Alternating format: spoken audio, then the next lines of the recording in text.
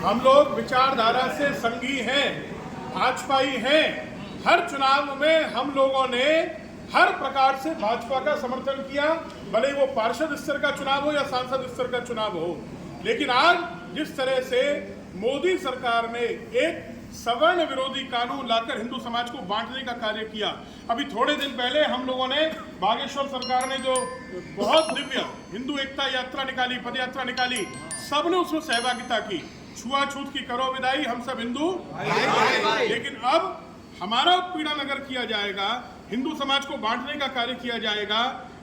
आपको याद होगा 1989 में मंडल कानून आया था, और मंडल कानून ने जिस तरह से हिंदू समाज को बांटने का कार्य किया, मैं कहता हूं आरक्षण मिला, आरक्षण का लाभ मिला, लेकिन उससे भी ज्यादा कठिन कानून ये होने वाला है। ये हिंदू समाज को इस तरह बांट देगा, इतना उत्पीड़न किया जाएगा कुछ वर्गों का कि हमारी आगे आने वाली 7 पीढ़ियां हमको क्षमा नहीं करने वाली हैं। और अगर हम लोग अंधभक्त होकर बैठे रहे, भक्त होना अच्छी बात है, लेकिन अंधभक्ति होना बहुत खतरनाक है। आज सोचना पड़ेगा, हम लोग किसी दल से संबंधित नहीं है, पहले हम लोग हिंदू हैं।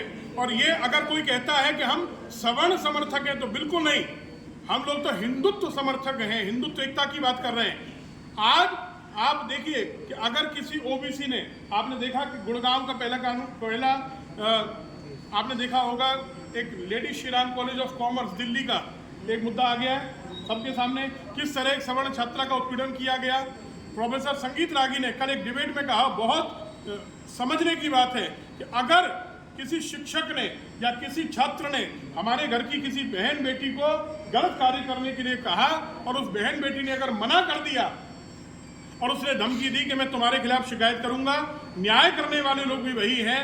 हमारे बहन बेटी क्या करेगी, या तो अपने माँ बाप ने जैसे तैसे पैसा जोड़ जोड़ कर जो उसको पढ़ाने का काम किया उसको बिगाड़ दे, 3 साल की मेहनत पर पानी फेर दे, और या फिर उसकी गलत बात को माने। और आप मान लीजिएगा, ये डिबेट में मैंने लगातार सुना कल से, उसको समझौता करना पड़ेगा। हमारी बहन बेटियों की इज्जत के साथ खिलवाड़ होगा, और वो बहन बेटी चाहे ब्राह्मण बनिया की ठाकुर की हो, या वो नाई धोबी समाज की हो, या वो किसी भी जाति की हो, हरिजन कन्या क्यों नहीं हो, हम लोग सबके लिए लड़ते आए हैं। और आज इस कानून के विरोध में अगर हम लोग अब भी नहीं जागे, अब भी हम लोग ये सोचते रहे कि हम लोग किसी दल से संबंधित हैं, तो दल के दलदल में इतने फंस जाओगे कि उसके बाद तुम्हें जब बुढ़ापे में याद आएगा कि हम लोग भी इस कानून के पक्षधर थे और इसके लिए हमने भी वोटिंग की थी, तो बहुत ज़्यादा शर्मनाक स्थिति होगी।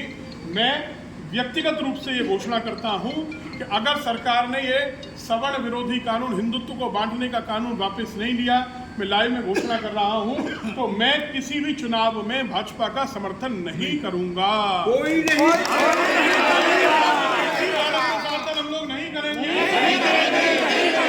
इसका मतलब ये नहीं कि हम कांग्रेस को, सपा को वोट देंगे, बसपा को नहीं देंगे, क्योंकि वो लोग भी बोल नहीं रहे आज हमारे समर्थन में। जो हमारे समर्थन में नहीं बोल रहा, निश्चित रूप से कोई अगर ये कहता है, किसी के अगर दिमाग में भ्रम है कि हम लोग कोई चुनाव लड़ने वाला है, यहाँ जितने लोग बैठे हुए हैं हम में से कोई भी किसी भी स्तर का चुनाव लड़ने वाला नहीं है। पार्षद का चुनाव भी हम लोग नहीं लड़ेंगे, ठाकुर जी के सामने हम लोग खड़े हुए हैं। लेकिन निश्चित मानिए कि अगले नगर निगम के चुनाव में और विधायक के चुनाव में अगर भाजपा ने बात नहीं मानी, ये कानून वापस नहीं लिया, तो कम से कम मथुरा में तो हर सीट पर हम अपना उम्मीदवार उतारने का कार्य करेंगे। वो कितने वोट लाता है और जीतता है कि नहीं, ये प्रश्न नहीं है, लेकिन आपको हरवाने का काम जरूर कर देगा, ये बात नहीं है। और इतनी तो हम लोग स्थिति जानते हैं, इतनी तो अपनी स्थिति जानते हैं कि पार्षद के चुनावों में हम लोग बहुत बड़ा उलटफेर कर देंगे, नगर निगम के चुनावों में बहुत बड़ा उलटफेर हो जाएगा। मोदी जी, इस कानून को तुरंत वापस लीजिए, क्योंकि हिंदुत्व को, आप हिंदुत्व के पक्षधर हैं, हम सब लोगों को आपके ऊपर विश्वास है, और अगर आपने विश्वास तोड़ा तो हम लोग कभी किसी और के ऊपर इस तरह विश्वास नहीं करेंगे। लाखों कार्यकर्ताओं ने बलिदान दिया है, उसके बाद आज भाजपा सत्ता में आई है, किसी व्यक्ति के कारण नहीं आई है। लेकिन अगर आप इस तरह का कानून लाते हैं तो उन लाखों लाखों कार्यकर्ताओं की जो कुर्बानी है वो व्यर्थ चली जाएगी। आप देखिए कहाँ जाति पाति का भेदभाव है। श्यामा प्रसाद मुखर्जी ब्राह्मण थे, मोहन भागवत ब्राह्मण हैं जिन्होंने आरएसएस की स्थापना की, डॉक्टर केशव बलराम हेडगेवार, श्री माधव सदाशिवराव गोलवलकर, सब ब्राह्मण थे। कहीं कोई अंतर आया क्या? क्या हम लोगों ने कहा वो ब्राह्मण है? नहीं। लेकिन अगर हमारे विरोध में कोई कार्य किया जाएगा, हमारे बच्चे ये निश्चित मान लीजिए निश्चित मान लीजिए हमारे बच्चे कल किसी यूनिवर्सिटी में किसी कॉलेज में पढ़ नहीं सकते हैं। ये दूसरी तरह से काम किया जा रहा है कि हमारे बच्चे पढ़े ही नहीं, जब पढ़ेंगे नहीं तो IAS IPS बनेंगे नहीं। अभी तक तो प्रश्न ये उठ रहा है कि 90% वाले की जगह -40 वाले को जगह दी जा रही है। उसके बाद तो माइनस वाले को जगह इसलिए मिलेगी क्योंकि आपके बच्चे पढ़ ही नहीं पाएंगे।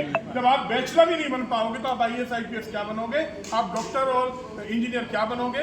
ये बहुत गलत कानून है और संत समाज को भी इसके विरोध में निश्चित रूप से कार्यवाही करनी चाहिए, मुखर होकर इसका विरोध करना चाहिए। राष्ट्रीय ब्राह्मण सेवा संघ ने भी इसका बड़े स्तर पर विरोध किया और मैं सभी संगठनों से कहूंगा, और केवल ब्राह्मण नहीं, सभी समाज के लोग जिस तरह हम उनके साथ खड़े रहते हैं, आज उन सबको हिंदुत्व की एकता के लिए आगे आना चाहिए और हिंदुत्व की एकता के लिए इस कानून का, काले कानून का विरोध करना चाहिए। UGC काला कानून